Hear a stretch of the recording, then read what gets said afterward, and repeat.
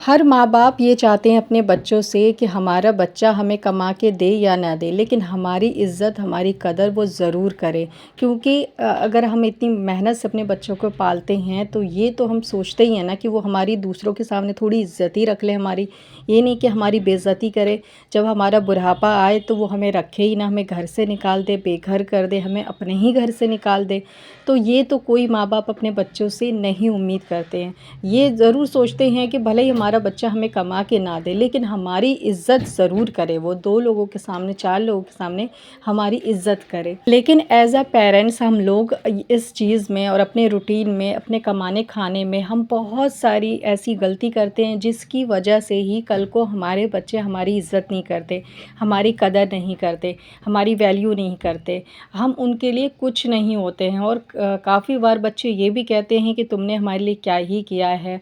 मतलब बहुत ज़्यादा वो बच्चे ख़राब हो जाते हैं, बिगड़ जाते हैं, बदतमीज़ी करते हैं अपने माँ-बाप से, अपने माँ-बाप की भी अहमियत नहीं समझते हैं।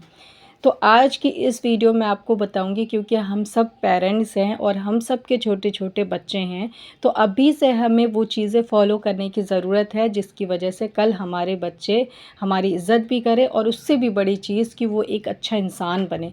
देखो, एक जो अच्छा इंसान होता है ना, नेक होगा, ईमानदार होगा, तो वो अपने बीवी बच्चों की भी इज़्ज़त करेगा और अपने माँ-बाप की भी इज़्ज़त करेगा, और वो अपने दीन इस्लाम को भी समझेगा। लेकिन जब तक आपका बच्चा नेक नहीं होगा, ईमानदार नहीं होगा, अच्छा इंसान नहीं होगा, तो उसके नज़र में ना माँ-बाप कोई है, ना बीवी बच्चे कोई होंगे, ना दुनिया के कोई लोग कोई कुछ होंगे उसके सामने। क्योंकि वो अच्छा इंसान है ही नहीं। भले ही बीवी को कुछ टाइम के लिए लगेगा कि मेरा शौहर बहुत अच्छा है, मेरे कहने पे इसने अपने माँ-बाप को छोड़ दिया, लेकिन आगे चल के वो उसको भी छोड़ देता है, उसकी भी कदर नहीं करता, क्योंकि वो अच्छा इंसान नहीं है।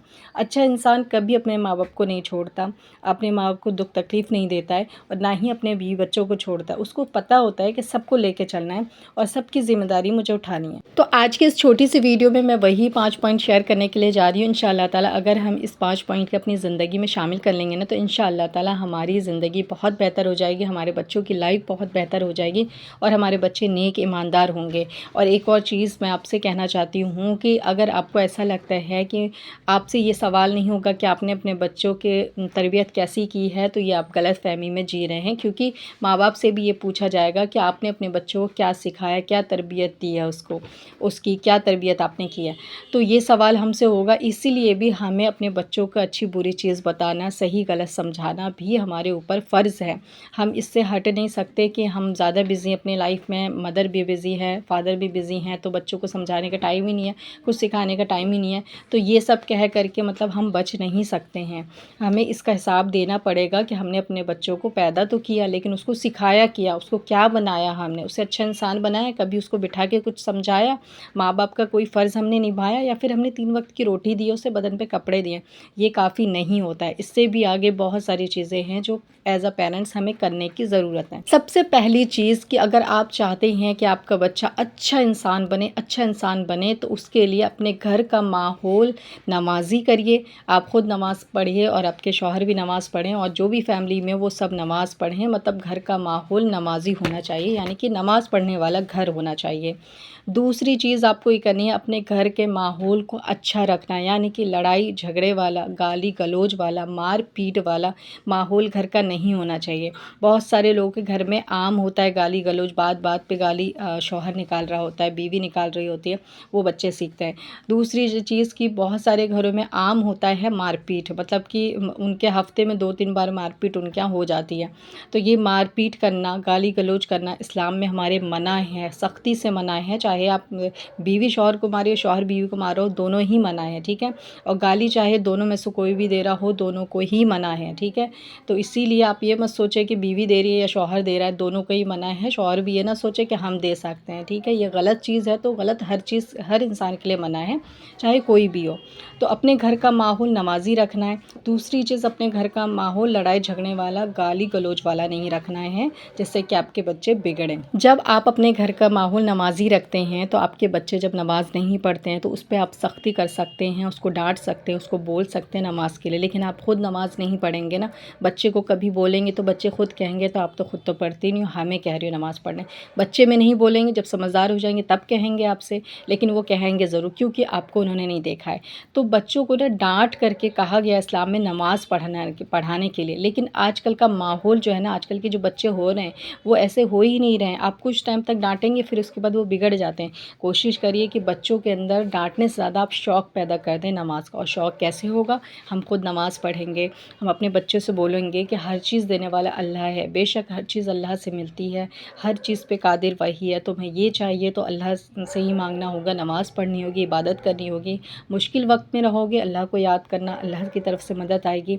मतलब कि बच्चों को बता दीजिए कि अल्लाह मदद करने वाला है, अल्लाह देने वाला है। नमाज़ पढ़ना बहुत ज़्यादा ज़रूरी है और उनके अंदर शौक़ पैदा कर दीजिए ताकि वो शौक़ से नमाज़ पढ़ें। और शौक़ से नमाज़ वो जब पढ़ेंगे जब आपको देखेंगे पढ़ते हुए।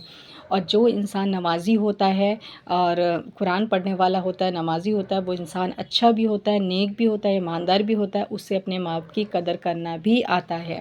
लेकिन जिस इंसान के अंदर ये चीज़ें नहीं होती वो अपने माँ बाप की कदर नहीं कर पाता उस तरह से जैसे कि एक नमाज़ी इंसान करता है।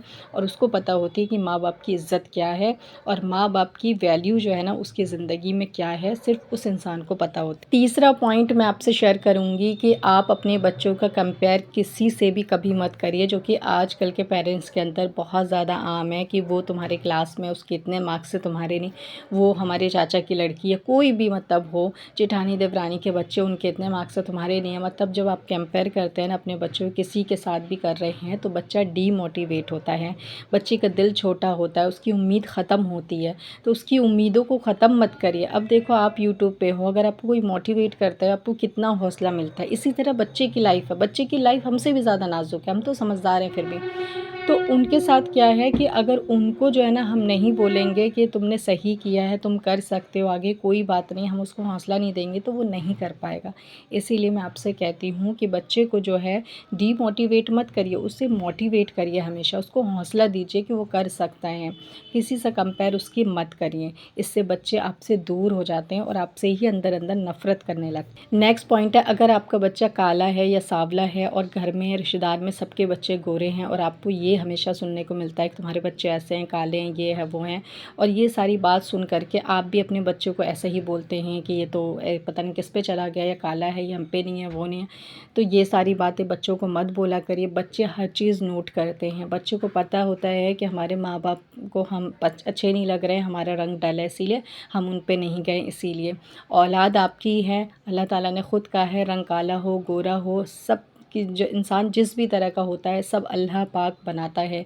लंगड़ा भी, लूला भी, जैसा भी बना रहा है, गूंगा बहरा, सब अल्लाह ने बनाया है। तो किसी को बुरा कहना किसी को कोई हक़ नहीं है। और जिस फैमिली में जहाँ आपके बच्चों को ऐसा बोला जाता है आप वहाँ जाया मत करिए, क्योंकि आपकी औलाद है, जब तक आप उसे अच्छा नहीं समझेंगे कोई अच्छा नहीं कहेगा। सबसे पहले आप उसको अच्छा कहना शुरू करिए। और रंग और इन सब पे ये जाहिल गवार लोगों की बातें होती हैं, इन सारी चीज़ों पे मत जाया करिए कि इसकी रंग ऐसा है तो वो बुरा लग रहा है, या गोरा रंग होता है तो वो बच्चे अच्छे होते हैं। ये सारी चीज़ें पे मत जाया करिए, क्योंकि ये वो चीज़ है ना जो कि आपको ना दुनिया में खुश नहीं रहने देगी।